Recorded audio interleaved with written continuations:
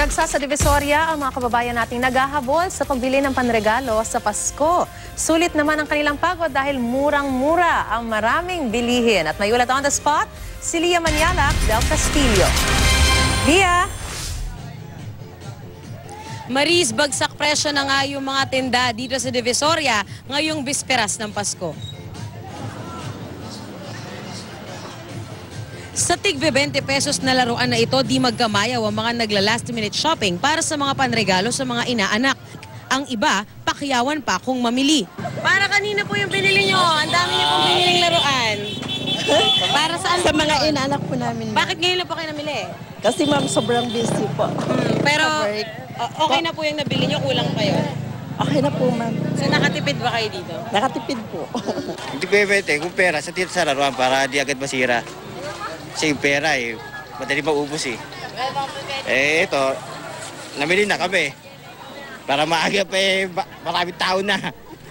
Ang isang ito naman, 10,000 piso raw ang budget. Pero dahil mura ang paninda rito sa Divisoria, wala pa sa kalahati ang nagagastos niya, halos na ipamili na raw niya ang lahat ng reregaluhan.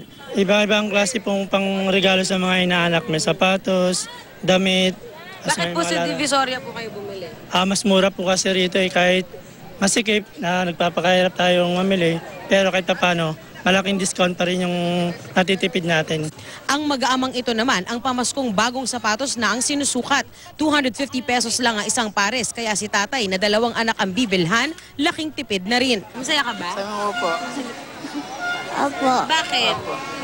Binili na ako. Gusto mo ba yung sapatos? Ayaw mo ng laruan? Gusto. Gusto din ng laruan. Paano yan gusto din ng laruan? Hindi, bibili ko. So nag-budget ka talaga? Hindi, medyo. Pero para sa bata talaga kasi. Kaya yun. Ang mga pulis naman ng MPD Station 11 nag-iikot din para matiyak na walang lumalagpas sa itinakdang pwesto ng mga nagtitinda.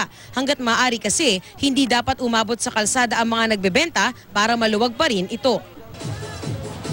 Yung mga nagtitinda na umaabot nga sa gitnang bahagi ng kalsada, yun pa lang naman ang nagiging cause ng bahagyang pagsisikip ng daloy ng mga sasakyan. Doon mismo sa gitna, sa loob dito sa Divisoria, kung saan naroon nga yung dinarayo ng ating mga kababayan na humahabol sa kanilang last minute shopping. Pero bukod doon, sa ngayon, maluwag pa naman yung buong paligid nitong Divisoria dahil maaga pa lang daw. Inaasahang mamayang hapon pa raw talaga dadagsa yung mga hahabol talaga sa kanilang last minute shopping para nga sa Pasko. Mariz.